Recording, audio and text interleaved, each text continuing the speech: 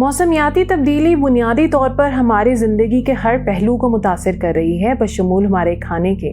ख़ास तौर पर खुश्क साली ऐसी लग रही हैं कि हमारी खुराक की फराहमी के लिए एक बड़ा ख़तरा होंगी। अस्सलाम वालेकुम, मैं हूँ जवेरिया आदिल और आप देख रहे हैं तख्ती ऑनलाइन। चूँकि मकई, गंदम और चावल जैसी फसलों के लिए खुश्क मौसम ख़तरनाक है, इसी वजह से मुहक्किकीन कई दिहाइयों से हाईटेक तरीके जैसे कि जेनेटिक मॉडिफिकेशन का इस्तेमाल करते हुए पौधों को ज्यादा खुश्क साली के खिलाफ मुज़ाहिम बनाने की कोशिश कर रहे हैं। और जबकि वो इस कोशिश में किसी हद तक कामयाब रहे तो उन्होंने जाना कि सिर्फ पौधों के जीन्स को तब्दील करके इस मसले से निपटा नहीं जा सकता। फिर ये पता चला कि मिट्टी में रहने वाले माइक्रोब्स जो पौधों का माइक्रोबायोम बनाते हैं, इसका एक आसान हल हो सकते हैं। अपने पौधों को पानी देना भूल जाने का रुझान रखने वाला कोई भी शख्स पहले ही खुश्क साली से होने वाले नुकसानात के बारे में जानता है, और जब पानी वापस दिया जाता है तो वो नुकसान दूर नहीं होता।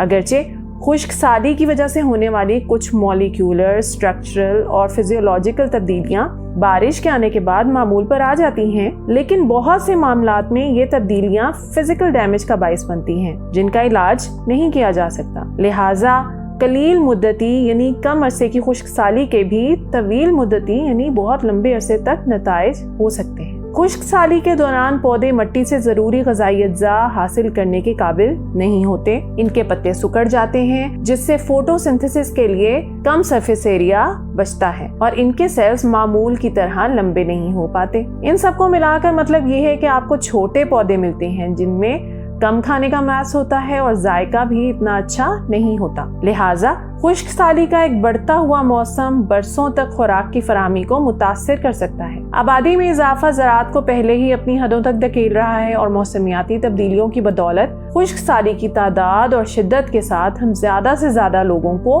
कम खुराक के साथ खाना खिलाने की कोशिश करने जा रहे हैं। यूरोप में गर्मी की लहरों और खुश्क साली ने पिछले 60 सालों में काश्त के नाकाबिल अनाज की मिकदार को तकरीबन 3 गुना बढ़ा दिया है, जो 1964 और 1990 के दरमियान 2.2% से 1991 और 2015 के दरमियान 7% से ज्यादा तक बढ़ गई है। ट्रॉपिकल रीजन के तरक्की पजीर ममालिक में सूरत हाल इससे भी ज्यादा संगीन है, जैसा कि अफ्रीकी और जनूबी एशियाई ममालिक में 2050 तक गंदम की पैदावार में तकरीबन 15% कमी की पेशिनगोई की गई है। यही वजह है कि पौधों को खुश्क साली से बचाने के तरीके तलाश करना कई दिहाइयों से साइंसदानों के रडार पर है। बहुत से पौधों के पास ऐसी स्ट्रेटजीज हैं जो इनको खुश्क साली से बचने में मदद करती हैं, और खुश्क साली के खिलाफ मुजाहमत को बढ़ाने के लिए जीन्स की तब्दीली पर भी बहुत सी तहकीक की गई है। लेकिन ये सिर्फ इनके जीन्स नहीं है जो पौधों को खुश्क वक्त में जिंदा रहने में मदद फराहम कर सकते हैं। माइक्रोबायोम छोटे ऑर्गेनिजम्स की कम्युनिटीज हैं जो एक इकोसिस्टम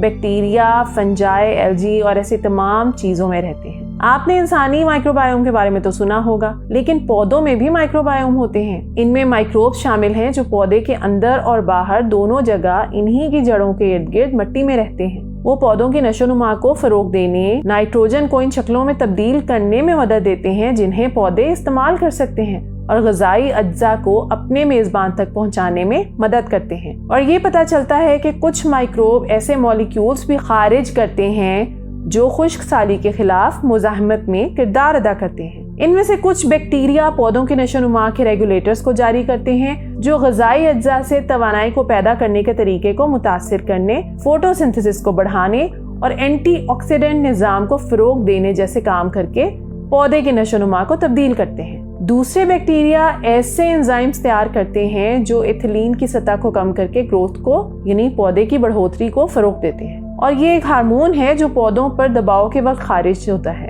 एक्सपोलीसैकेराइड मॉलिक्यूल बायोफिल्म्स को ढांचा फराहम करते हैं जो पौधों की जड़ों को घेर कर इन्हें पानी खोने से रोक सकते हैं। आप सोच रहे होंगे कि ये सिर्फ तमाम मकासद के नशोनुमा को फरोग देने वाले माइक्रोब्स हैं, लेकिन ऐसा नहीं है।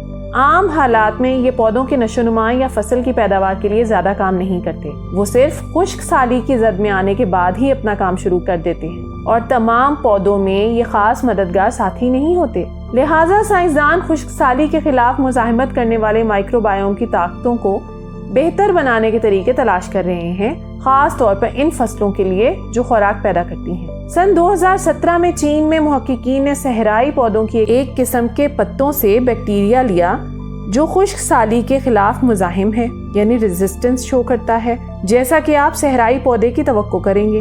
उन्होंने इस बैक्टीरिया को इस मिट्टी में डाला जिसमें वो गंदम उगा रहे थे और कुछ दिनों के लिए इस बैक्टीरिया को वहां बसने दिया। मुहक्किकीन ने पूरे 1 हफ्ते के लिए पौधों का पानी रोक दिया। इन नकली खुश्क साली के हालात के बावजूद बैक्टीरिया के साथ उगाई गई गंदम के पौधों में पत्तों का झुकाव कम, जड़ें और टहनियां लंबी, ज्यादा क्लोरोफिल और शुगर और ज्यादा कुल वजन था, जिसे मुहक्किकीन ने सबूत के तौर पर लिया कि बैक्टीरिया नशोनुमा में इजाफा और पानी के दबाव की कमी को पूरा कर रहे हैं। 2015 में मिलान में मुहक्किकीन ने इसी तरह के नताइज हासिल किए जब उन्होंने काली मिर्च के पौधों को अंगूर की बेलों के माइक्रोबायोम से निकलने वाले बैक्टीरिया का टीका लगाया। हम अब तक प्लांट माइक्रोबायोम के बड़े पैमाने पर तैनाती के मरहले पर नहीं हैं, लेकिन ये एक नाकाबिले यकीन हद तक उम्मीद अफजा नुक्ता नजर है। ख्याल ये है कि इन माइक्रोब्स को सिर्फ खाद या मिट्टी में शामिल किया जाए ताकि छोटे फॉर्म्स और वो लोग जो दुनिया के तरक्की पजीर हिस्सों में हैं अपनी पैदावार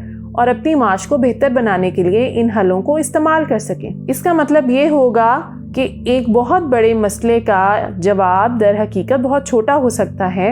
अगर आपको ये खबर मालूमाती लगी है तो इस वीडियो को लाइक करें, शेयर करें और इस इल्म को दूसरों तक पहुंचा दें।